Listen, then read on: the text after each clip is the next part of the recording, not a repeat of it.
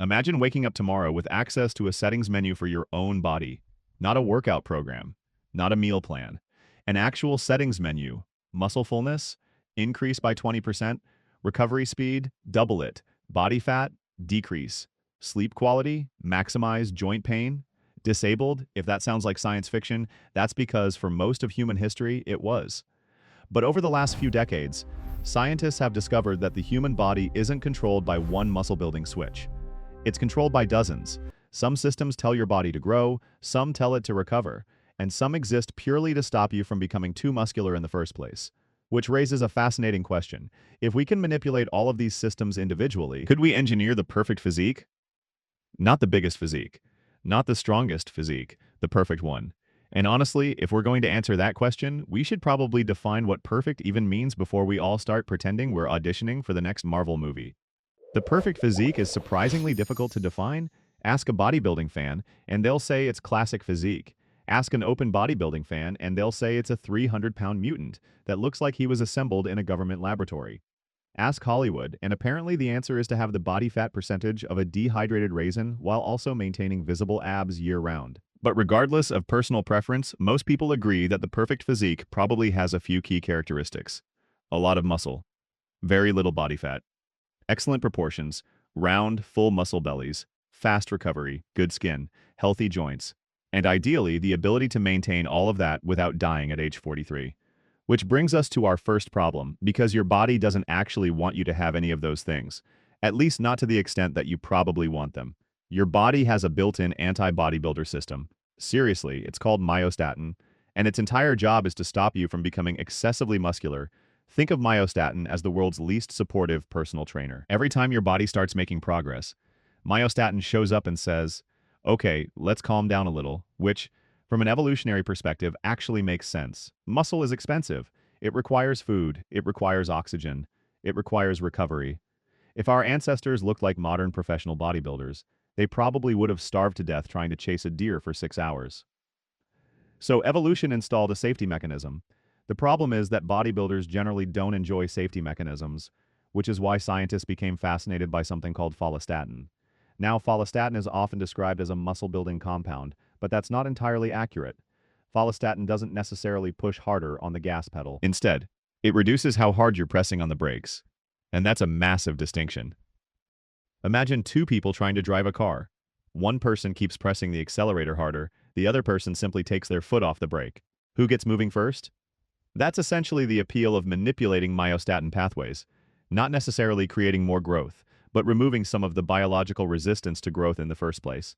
Which sounds incredible, and also slightly terrifying, because whenever humans discover a biological limitation, our first instinct is apparently to remove it and see what happens.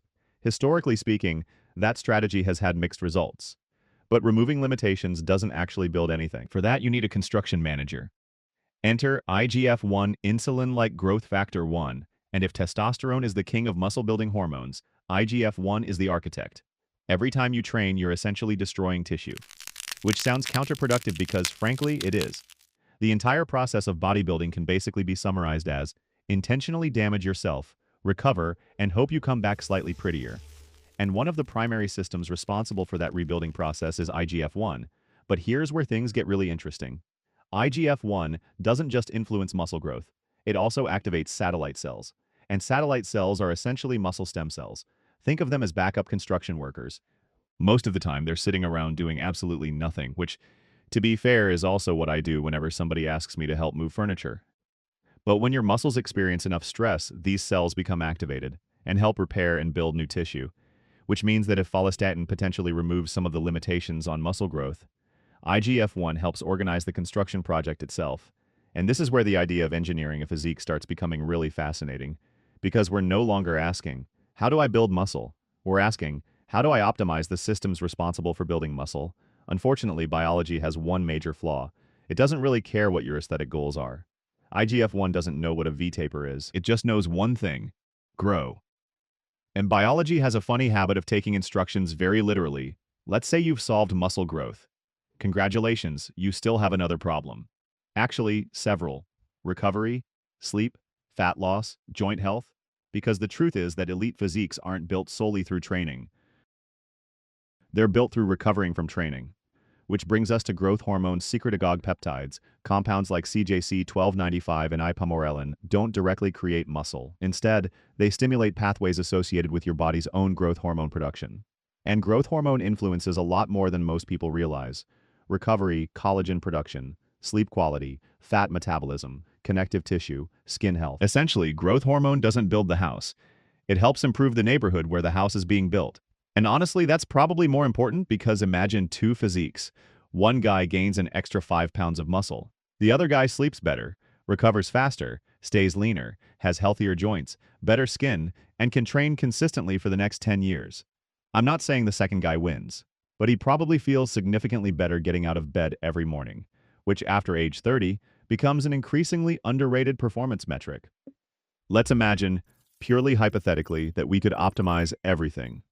Reduce muscle growth limitations, optimize growth signaling, maximize recovery, improve body composition, improve tissue repair, improve sleep, improve recovery capacity. What would we get? Ironically, probably not the biggest physique imaginable. Because the perfect physique isn't about maximizing one variable, it's about balancing all of them. Too much muscle starts to look less aesthetic. Too little body fat becomes unsustainable. Too much focus on performance sacrifices longevity. Too much focus on longevity sacrifices performance.